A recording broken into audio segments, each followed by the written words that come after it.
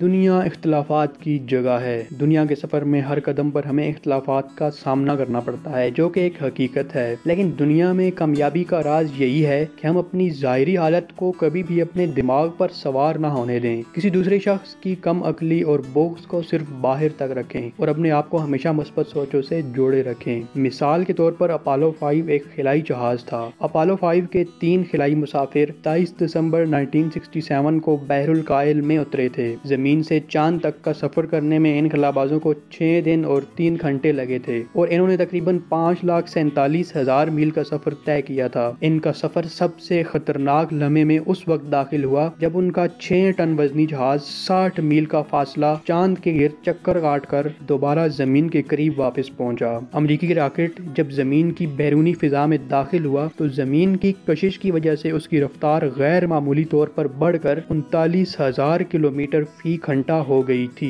جو کہ چاند کے مقابلے میں 7 گنا زیادہ تھی۔ اس غیر معمولی رفتار کی وجہ سے خلائی جہاز انتہائی خوفناک قسم کی حرارت سے دوچار تھا اور کرۂ فضا میں داخل ہوتے ہی خلائی جہاز ہوا کی رگڑ کی وجہ سے گرم ہونا شروع ہو گیا۔ ہوا کی فرکشن کی وجہ سے خلائی جہاز کا درجہ حرارت اتنا بڑھ گیا کہ وہ آگ کے انگارے کی طرح نظر آنے لگا۔ اس وقت خلائی جہاز کا بیرونی حصہ تپش کی وجہ سے 3,300 ڈگری سینٹی گریڈ تک پہنچ چکا تھا، جبکہ آپ خود سوچیں کہ 100 ڈگری سینٹی گریڈ پر تو پانی بھی ابل جاتا ہے، اور سوال یہ ہے کہ 3,000 ڈگری سینٹی گریڈ پر کوئی جاندار کیسے زندہ رہ سکتا ہے؟ اور پھر اس غیر معمولی درجہ حرارت پر 3 خلائی مسافر کس طرح زندہ سلامت رہ کر واپس آ گئے؟ اس کی وجہ یہ تھی کہ جس جہاز کے اندر وہ بند تھے وہ خاص طور پر اس ڈھنگ سے بنایا گیا تھا کہ وہ باہر کی حرارت کو اندر نہ پہنچنے دے۔ چنانچہ سخت ترین گرمی کے باوجود خلائی جہاز کا اندر کا درجہ حرارت صرف 21 ڈگری سینٹی گریڈ تھا۔ چنانچہ اگر خلائی جہاز کے باہر کا درجہ حرارت اور اندر کا درجہ حرارت میں کوئی فرق نہ ہوتا تو جہاز بھی جل جاتا اور تینوں مسافر بھی۔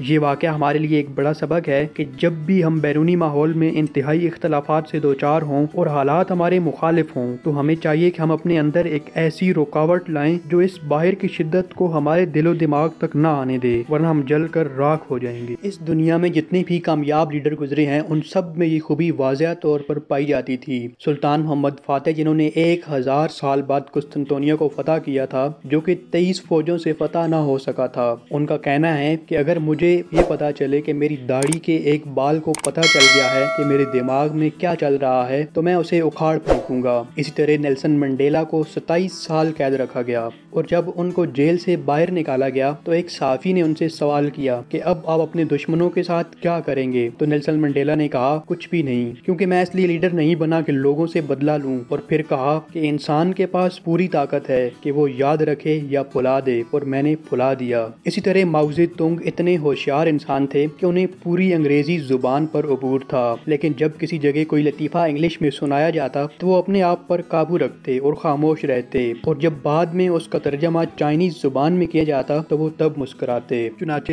زندگی کا راز یہ ہے کہ آپ کے باہر اگر آپ کے خلاف نفرت اور بغض پایا جاتا ہے تو آپ اس نفرت اور بغض کو اپنے اندر داخل نہ کریں، بلکہ اپنے آپ کو قابو میں رکھ کر اپنے اندر محبت اور درگزر کے جذبات کی پرورش کریں۔ باہر کی دنیا اگر آپ کے ساتھ برائی کا معاملہ کرے تو آپ بھلائی کی صورت میں اس کا جواب دیں۔ یہی طریقہ زندگی ہے اور کامیابی کا راز ہے۔